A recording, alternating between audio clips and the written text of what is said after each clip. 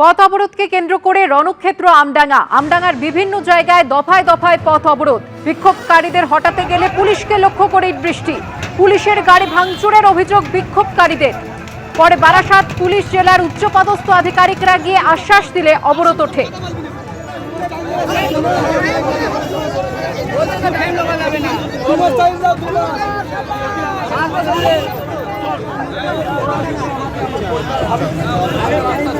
পরপর দুদিনের ছবি আপনাদের সামনে তুলে ধরছি। গতকালের ছবি দেখছেন আর অন্যদিকে দেখছেন আজকের ছবি।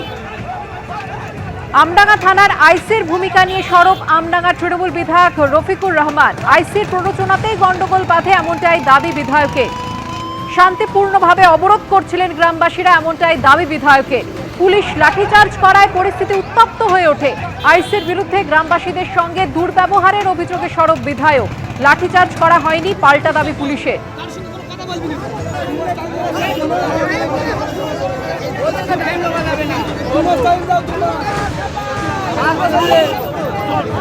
পথ অবরোধকে কেন্দ্র করে রণক্ষেত্র আমডাঙ্গার বিভিন্ন জায়গায় দফায় দফায় পথ অবরোধ। বিক্ষোভকারীদের হটাতে গেলে পুলিশকে লক্ষ্য করে ইটবৃষ্টির ঘটনা।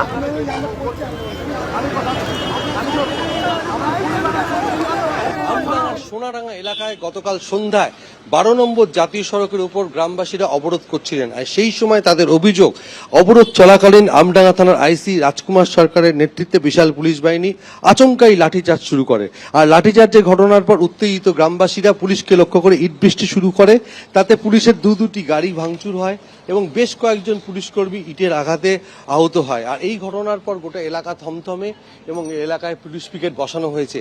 এবং এই ঘটনার পর দফায় দফায় 12 নম্বর জাতীয় সড়কে অবরোধ করেন গ্রামবাসীরা। পরবর্তীকালে বারাসাত পুলিশ জেলার শীর্ষ কর্তারা এসে অবরোধ তোলে গভীর রাতে এবং এই ঘটনাকে কেন্দ্র করে এখনো গোটা এলাকা থমথমে। তবে এই ঘটনায় ফের আমডাঙ্গা থানার আইসি রাজকুমার সরকারের বিরুদ্ধে সরব হয়েছেন আমডাঙ্গা তৃণমূল বিধায়ক রফিকুর রহমান। তিনি জানিয়েছেন যে আমডাঙ্গা থানার আইসির প্ররোচনাতেই এই গন্ডগোলের ঘটনা ঘটে এবং পুলিশ লাঠিচার্জ করে। তখনই ক্ষিপ্ত জনতা পুলিশকে লক্ষ্য করে ইটবৃষ্টি শুরু করে।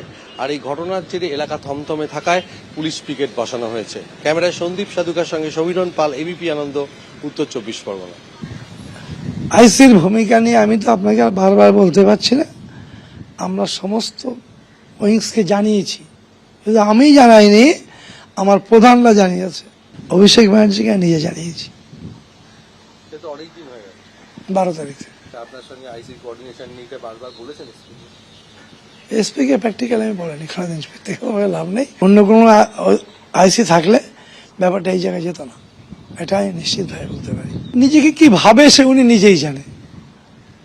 বলছেন না, আমি হাত জোড় করে বলছি আপনি গলার স্বরটা কমিয়ে মানুষের সঙ্গে কথা বলুন। বলছি আমার গলার স্বর কমবে না।